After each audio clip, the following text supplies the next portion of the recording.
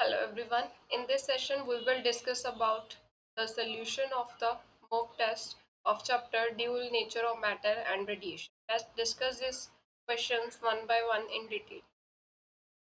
The frequency and intensity of the beam of light falling on the surface of photoelectric material are increased by the factor of.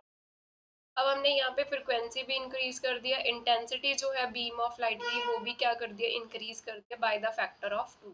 तो इससे क्या होगा, maximum kinetic energy for photoelectron as well as photoelectric current by the factor of 2 increase हो रही है maximum kinetic energy। इसका option B जो है दैट इज करेक्ट आंसर, कि जो मैक्सिमम काइनेटिक एनर्जी है वो इंक्रीज होगी and it also would increase the photo current by the factor of 2, क्योंकि इंटेंसिटी जब इंक्रीज होती है तो क्या होता है, नंबर ऑफ फोटोन्स इंक्रीज होते हैं, मतलब फोटो करंट जो है वो हमें ज्यादा मिलेगा क्योंकि उतने ही इलेक्ट्रॉन्स एमिट ज्यादा होंगे। ठीक है, तो जो बी ऑप्शन है that is the correct answer. Frequency भी इंक्रीज कर रहे हैं तो काइनेटिक एनर्जी जो मैक्सिमम है वो हमारे पास किसके इक्वल होती है, that is equal to H nu minus nu naught, इसके इक्वल होती है।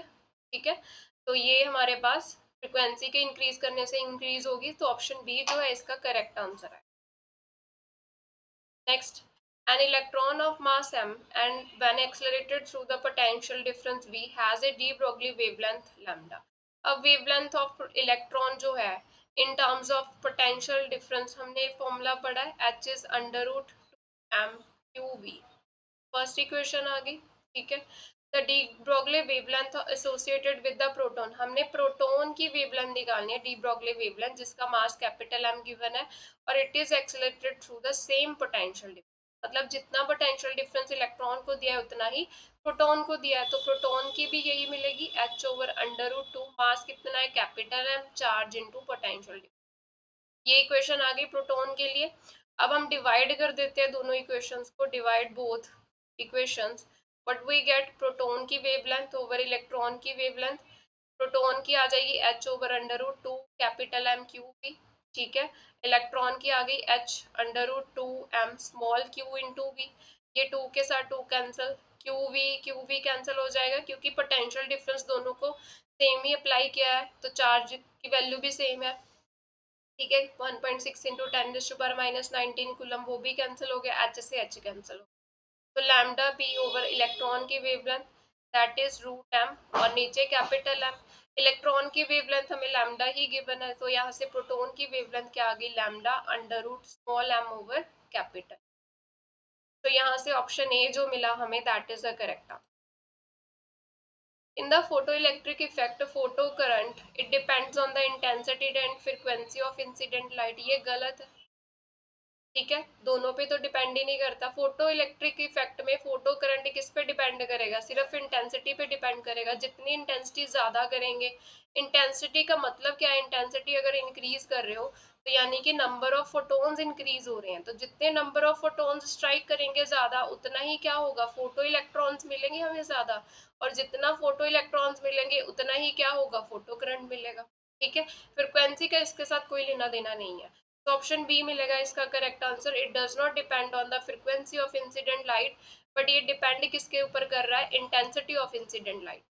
ठीक है, next question, the two beams, one of the red light and other of blue light of same intensity are incident on a metallic surface to emit the photoelectron which emit electrons of greater frequency। तो यहाँ पे क्या है, दो beams use की गई है, एक रेड लाइट यूज की गई है, एक ब्लू लाइट यूज की है, इंटेंसिटी दोनों की सेम है, तो फोटो इलेक्ट्रॉन्स जो है वो मिट करेंगे, हमें बताना है किसकी फ्रिक्वेंसी ज्यादा होगी। अब देखो जो हमारी रेड लाइट है उसकी वेवलेंथ क्या होगी, सबसे वेवलेंथ ज्यादा होगी ना ब्लू से, अगर वेवलेंथ ज्यादा है, ये लाइट इंसिडेंट करवाएंगे तो फ्रिक्वेंसी जो है वो हमें रेड के लिए कम मिलेगी एज कम्पेयर टू ब्लू। तो जो ग्रेटर फ्रिक्वेंसी से हमारे पास इलेक्ट्रॉन्स एमिट होंगे वो किसके लिए आएंगे, ब्लू लाइट के लिए आएंगे, क्योंकि जो काइनेटिक एनर्जी होती है, तो इलेक्ट्रॉन्स एमिट हो रहे हैं उनकी काइनेटिक एनर्जी किसके ऊपर डिपेंड कर रही है, फ्रिक्वेंसी पे, और जिसकी फ्रिक्वेंसी ज्यादा होगी तो इलेक्ट्रॉन्स की काइनेटिक एनर्जी भी ज्यादा होगी। ठीक है, तो यहाँ पे ग्रेटर फ्रिक्वेंसी किसके लिए आएगी, ब्लू लाइट के लिए आएगी, तो यहाँ पे सी ऑप्शन जो मिलेगा that is the correct answer. Two metals A and B have the work function of 4 electron volt, 10 electron volt respectively. Which metal has higher threshold wavelength? अब थ्रेशोल्ड वेवलेंथ बताना है किसकी ज्यादा होगी. वर्क फंक्शन क्या होता है हमारे पास, एच न्यू नॉट, और ये न्यू नॉट क्या है, थ्रेशोल्ड फ्रीक्वेंसी है. फ्रीक्वेंसी का वेवलेंथ के साथ रिलेशन होता है सी बाई लैम्डा. तो यहाँ से पता चला कि जो हमारा वर्क फंक्शन है वो इनवर्सली वेरी कर रहा है विद द थ्रेशोल्ड वेवलेंथ. अब हमें क्या फाइंड करना है, किसकी वेवलेंथ जो है थ्रेशोल्ड वेवलेंथ की वैल्यू ज्यादा होगी. अब थ्रेशोल्ड वेवलेंथ की वैल्यू ज्यादा कब होगी, जब वेव फंक्शन की वैल्यू क्या मिलेगी, कम मिलेगी. ठीक है, इनवर्स रिलेशन है. अब मेटल ए का वर्क फंक्शन कम मिल रहा है ना, 4 इलेक्ट्रॉन वोल्ट, यानी कि मेटल ए के लिए हमारे पास थ्रेशोल्ड वेवलेंथ की वैल्यू क्या मिलेगी, ज्यादा मिलेगी. Next question, why are alkali metals most suited as the photosensitive metals? alkali metals को ही क्यों यूज किया जाता है एज ए photosensitive metals, क्योंकि इनका लो वर्क फंक्शन कम है. तो हम अगर विजिबल एनर्जी के साथ विजिबल एनर्जी इंसिडेंट करवा रहे हैं, विजिबल लाइट इंसिडेंट करवा दें, तब भी हमारा क्या होगा, फोटोमिशन हो जाए. इसीलिए अल्किल मेटल जो है वो ज्यादा suitable. Next, which radiations will be most effective for the emission of the electron from the metallic surface? तो मेटालिक सरफेस से हमें इलेक्ट्रॉन की इमिशन करानी है, कौन सी रेडिएशन जो है वो इनमें से सबसे बेस्ट है, दैट इज अल्ट्रा वायलेट. ये अल्ट्रा वायलेट की एनर्जी सबसे ज्यादा है इन सब में से. ठीक है, तो ये अल्ट्रा वायलेट जो है ये ज्यादा इफेक्टिव होगी radiation for the emission of the electrons. Next, which theory is confirmed by the Davisson Germer experiment? अब डेविसन जर्मन एक्सपेरिमेंट ने क्या प्रूव किया था, वेव नेचर प्रूव किया था. ठीक है, जो वेव नेचर किसने एक्सप्लेन किया था मैटर का, that is by de Broglie. तो ऑप्शन ए जो है that is the correct answer. ठीक है, डी ब्रोगली ने जो थ्योरी दी थी उसकी कंफर्मेशन जो है डेविसन जर्मन एक्सपेरिमेंट ने prove. Next question, for a photosensitive surface work function हमें क्या गिवन है, that is 3.3 into 10⁻⁻19 joule. Calculate the threshold frequency. अब थ्रेशोल्ड फ्रीक्वेंसी निकालनी है, हमें पता है वर्क फंक्शन क्या होता है, H into new not. New not क्या है, थ्रेशोल्ड फ्रीक्वेंसी. तो ये वैल्यू किसके इक्वल आ गई, 5/h के इक्वल. तो यहाँ से जस्ट हम वैल्यूज फिल कर देते हैं. हमारा वर्क फंक्शन कितना है, 3.3 इंटू 10⁻⁻19, और एच की वैल्यू फिल की 6.63 इंटू 10⁻34. तो जब हम इसको कैलकुलेट करेंगे ये अप्रॉक्सीमेट क्या आंसर मिलता है, 5 इंटू 10⁻14. तो थ्रेशोल्ड फ्रीक्वेंसी की वैल्यू हमें मिलती है option C, that is the correct answer. Next, maximum kinetic energy of the photo electron is 3 electron volt. मतलब मैक्सिमम काइनेटिक एनर्जी यहाँ पे हमारे पास कितनी की बना है, 3 इलेक्ट्रॉन. अब what is the stopping potential? अब हमें रिलेशन देखना पड़ेगा. मैक्सिमम काइनेटिक एनर्जी जो होती है वो किसके इक्वल होती है, E into we.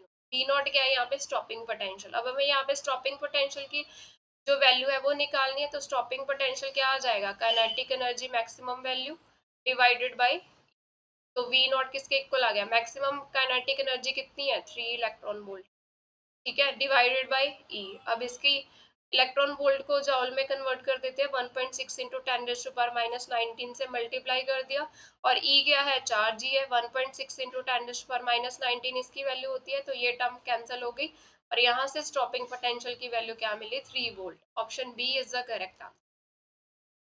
Next question देखिए, how does retarding potential vary with the frequency of light causing the photoelectric?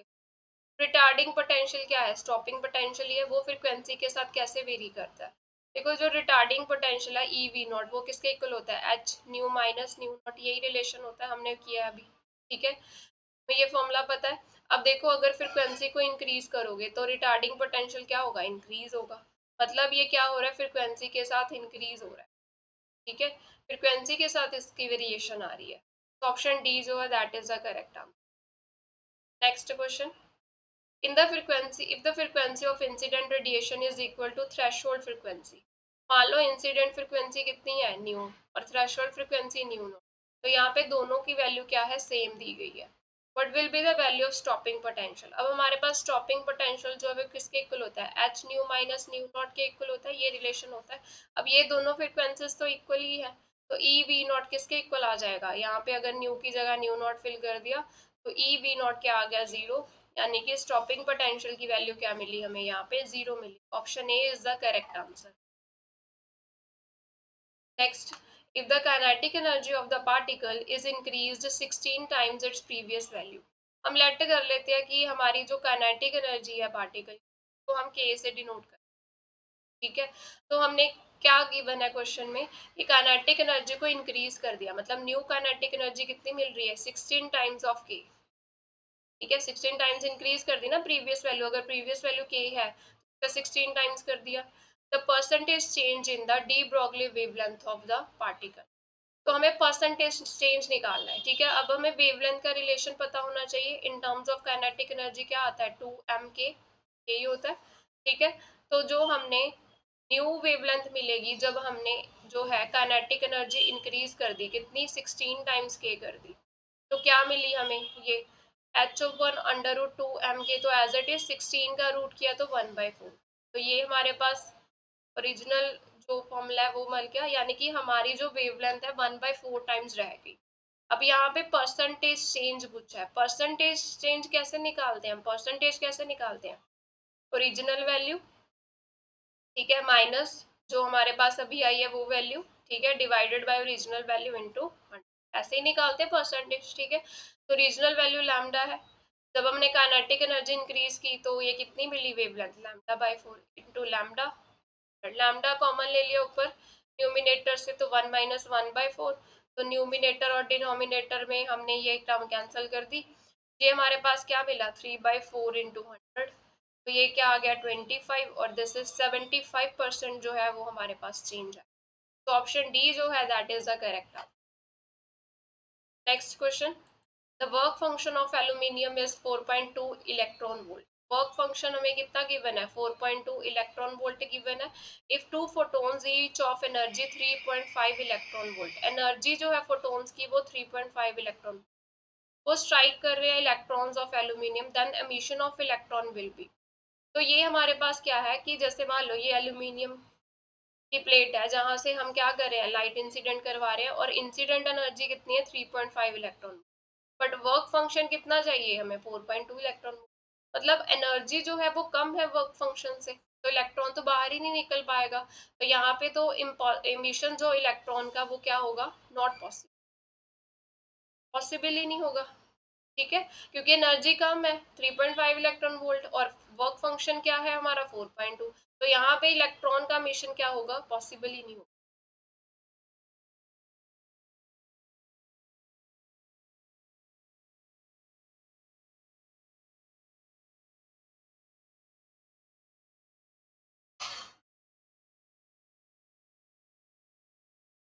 यहाँ पे मिशन ऑफ इलेक्ट्रॉन्स क्या मिलेगा हमें जीरो मिलेगा, ऑप्शन ए आएगा इसका, नॉट पॉसिबल का नहीं जीरो आएगा, ठीक है, जीरो आएगा, ठीक है। तो यहाँ पे मिशन जो, क्योंकि उन्होंने पूछा है mission of electrons will be, electrons का मिशन क्या होगा that will be zero, option A मिलेगा इसका correct answer. Next, momentum of photon of energy of frequency new, हमें पता है एनर्जी जो कितनी होती है फोटोन की एच न्यू, और फोटोन का मोमेंटम अगर हमने निकालना हो तो वो कैसे निकालेंगे हम, का जो रिलेशन होता है एनर्जी और मोमेंटम का that is E is equal to P C, ठीक है, ये मोमेंटम और एनर्जी के बीच में रिलेशन होता है, तो P की वैल्यू क्या आ गई E/c, ठीक है। अब यहाँ पे मोमेंटम क्या आ जाएगा एच न्यू एनर्जी की वैल्यू और नीचे C से डिवाइड कर दिया, तो h nu by c is the correct answer. ये E is equal to P c equation जो है ये वैलिड होती है फोटोन के लिए, ठीक है, फोटोन के लिए ये एनर्जी हम ऐसे भी लिख सकते हैं P इंटू सी, तो यहाँ से मोमेंटम हमारा क्या आ गया E/c, E की वैल्यू फिल कर दी एच न्यू अपॉन सी जो है that is the correct answer. Next question क्या है, an electron it is moving with initial velocity v naught I cap and it is in the magnetic field B is equal to B naught J cap, then its de Broglie wavelength is constant, increase with time, decrease with time, increase और decrease periodically। देखो wavelength de Broglie wavelength जो है वो depend ही नहीं करती इस magnetic field पे, कोई डिपेंडेंसी तो है ही नहीं ना अभी तक, चाहे मैग्नेटिक फील्ड जो है वो वाई डायरेक्शन में है और पार्टिकल जो है वो एक्स डायरेक्शन में मूव कर रहा है, ठीक है, तो यहाँ पे डी ब्रॉगली वेवलेंथ जो है वो कांस्टेंट ही रहेगी, डी ब्रॉगली वेवलेंथ क्या होती है h/p, ठीक है, बी के साथ तो कोई डिपेंडेंसी नहीं है ना इसकी, तो यहाँ पे हमारे पास क्या आएगा remain constant is the correct answer. photons of energies हमारे पास फोटोन की एनर्जी गिवन है, वन इलेक्ट्रॉन वोल्ट, दूसरे फोटोन की एनर्जी क्या है, 2 electron volt. These are excessively incident on a metallic surface of work function. Work function हमें क्या गिवन है, 0.5 electron. The ratio of kinetic energy of most energetic photo electrons in the two cases. अब हमें kinetic energy की ratio निकालनी है, ठीक है। काइनेटिक एनर्जी फर्स्ट के लिए और सेकंड के लिए ये रेशियो निकालनी है। अब हमें काइनेटिक एनर्जी कैसे निकाल सकते हैं, वो क्या होती है, E-5, ठीक है। तो हम रेशियो निकाल लेते हैं, ये फर्स्ट के लिए काइनेटिक एनर्जी, सेकंड के लिए kinetic energy, it is equal to E1-5, और ये सेकंड के लिए E2 एनर्जी, E2-5। E1 कितना है, 1 इलेक्ट्रॉन वोल्ट, वर्क फंक्शन कितना है, 0.5 इलेक्ट्रॉन, E2 की वैल्यू क्या है, 2, और ये -0, ये 0.5/1.5, और ये रेशियो कितनी मिली हमें, 1/3। तो सी ऑप्शन जो है that is the correct answer. Next, photoelectron emission from the given surface of metal can take place when the value of a physical quantity is less than the energy of incident photon. The physical quantity is. अब photoelectron emission कब possible होता है, जैसे मान लो यहाँ पे E energy का photon हमने इंसिडेंट करवाया, ठीक है, और इसको बाहर निकलने के लिए इलेक्ट्रॉन को कुछ वर्क फंक्शन के इक्वल एनर्जी चाहिए। तो अगर energy greater than work function होगी तभी तो फोटो इलेक्ट्रॉन एमिशन होगा, इलेक्ट्रॉन जो है वो बाहर निकलेगा, ठीक है। अगर E = 5 होगा तब भी वो बाहर निकल आएगा, बट उसके पास क्या है, काइनेटिक एनर्जी नहीं होगी, ठीक है। तो यहाँ पे उन्होंने पूछा है फोटो इलेक्ट्रॉन एमिशन जो है वो हो रहा है, तो किस फिजिकल क्वांटिटी की वैल्यू कम होनी चाहिए एनर्जी ऑफ इंसिडेंट फोटोन। यहाँ से पता चल रहा है वर्क फंक्शन की वैल्यू कम होनी चाहिए, तो ऑप्शन बी जो है that is the correct answer. Next question, proton and alpha particle have same de Broglie wavelength. एक प्रोटॉन है, एक अल्फा पार्टिकल है, दोनों की जो डी ब्रोगली वेवलेंथ है वो क्या है, सेम है। हमें क्या करना है, रेशो निकालनी है एक्सेलरेटिंग पोटेंशियल्स की। तो सबसे पहले तो वेवलेंथ का relation in terms of potential क्या होता है, 2m/q/v, ठीक है। यहाँ से v की वैल्यू निकाल लेते हैं क्योंकि हमें एक्सेलरेटिंग पोटेंशियल की रेशो निकालनी है ना। तो यहाँ से v क्या आ जाएगा हमारे पास, स्क्वायरिंग कर दी पहले तो, λ² = h²/2m/q/v। v की वैल्यू क्या आ जाएगी, h²/2m³ λ²। अब देखो ये v का फॉर्मूला आ गया, यहाँ पे h क्या है, कांस्टेंट है, इसकी वैल्यू तो फिक्स रहेगी, 2 भी कांस्टेंट है। λ² देखो वेवलेंथ जो है, डी ब्रोगली वेवलेंथ दोनों की क्या है, सेम है, ये भी फिक्स है, यानी कि एक्सेलरेटिंग पोटेंशियल किसके साथ वेरी कर रहा है, मास और चार्ज के साथ, ठीक है। तो हम रेशो निकाल लेते हैं। प्रोटॉन के लिए हम मास ले लेते हैं कि उसका मास m, मास ऑफ प्रोटॉन, और चार्ज कितना उस पे q। अल्फा पार्टिकल के लिए हमारे पास क्या आ जाएगा, mass that is 4 times mp, ठीक है, और चार्ज कितना आ जाएगा हमारे पास, 2 टाइम्स